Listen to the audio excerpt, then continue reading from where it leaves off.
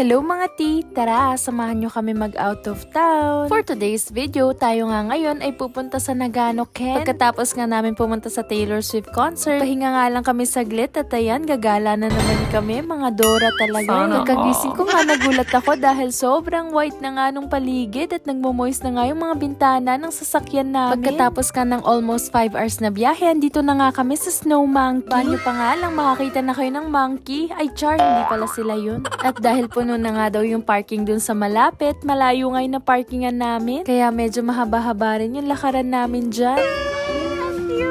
At kung makikita nyo nga, 1.8 kilometer pa nga bago kami makarating sa Snow Monkey. May mga coffee shop rin pala sila dito. Wala pa nga kaming kain dyan at sobrang dulas pa ng daan namin. Kaya nga tinanong ko si Bebe Angge dyan kung kaya pa ba today. Kaya pa ba today? Laban. Buti na nga lang nagdala ko ng extra shoes ko, kung hindi nakatakong tayong aakyat dyan. At finally, andito na nga tayo sa entrance. Alang 1.6 kilometer pa nga bago natin makita yung unggoy. Grabe, habang naglalakad nga dito, sobrang ganda talaga, para lang kaming nasa Baguio na nakakover ng snow. Mabuti na lang talaga andyan yung mga ate ko at si Bebe Angge. Nag-hike nga kami dyan habang nagmamaritesa. Char! At dahil sobrang ganda nga ng view, sabi ko nga kay Bebe Angge, mag-aura-aura na muna kami dyan. Kaya lang sa sobrang putik nga ng nilalakaran namin, itong pantalon ko napuno na nga ng talsik. Oh, aura-aura pa kayong dalawa dyan ha. At kung makikita nyo nga rin, wala ngang harang dito sa may gilid, kaya medyo nakakatakot dahil madulas nga yung daan. At dahil pag nalaglag ka nga dyan, malalaglag ka na nga sa bangin. Totoo nga ang chismis na kahit wala kang tulog. Nakakaganda dito. Oo nga, oh. Wow. Pak, sino ka dyan? Ay, Malalim. oo nga, fresh. Di ba nakaka-fresh?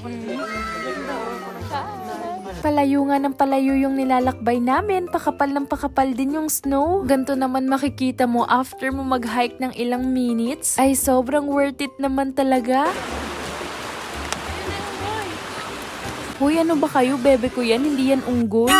Yung nakikita nyo nga na bahay dyan sa may itaas. Onsen nga pala yan para sa mga tao. Kaya ako na nga lang ichichika sa inyo. Dahil nga aura muna tayo dito dahil napakaganda nga ng view natin. Opak, sino ka dyan? Akala nga namin malapit na kami, hindi pa pala. Dahil may akyatan pa ngang magaganap. Ay, Diyos ko, para sa unggoy. Sige lang, go. Ito na nga yung chika ko sa inyo kanina. Nakita nga kaming mga tao na walang saplo. First time ko nga lang makakita ng ganito, kaya sobrang nagulat talaga ako. Fast forward nga, dito na kami sa bilihan ng ticket. 100 yen nga yung binayad namin.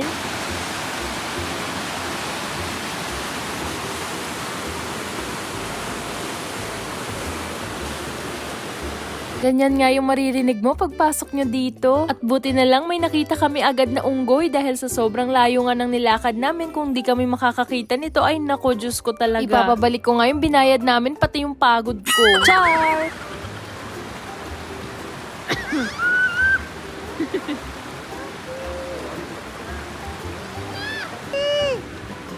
Uy!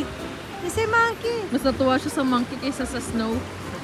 Grabe naman makatilito si baby, oh. Sobra talagang na-enjoy niya yung mga monkey. Sobrang cute nga, di ba? Habang tinitignan nga dito yung mga monkey, parang ang sarap na din lumublob. Para kasing nakaka-relax, oh. Okay. Hi guys! Hi guys, ito na po yung... Saunahan talaga siya. Ayan na oh, slip po.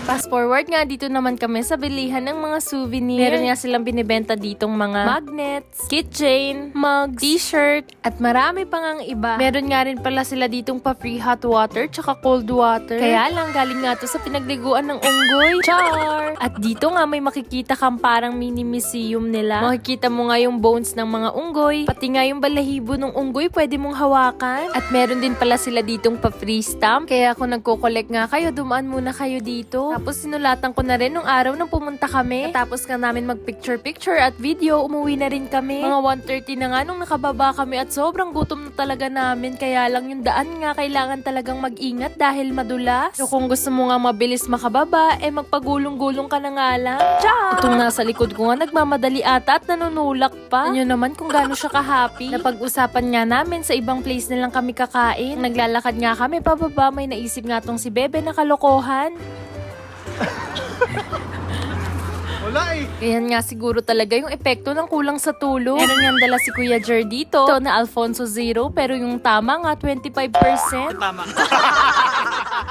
I hope you enjoyed this vlog. Thank you for watching. それじゃあ、またね。バイバイ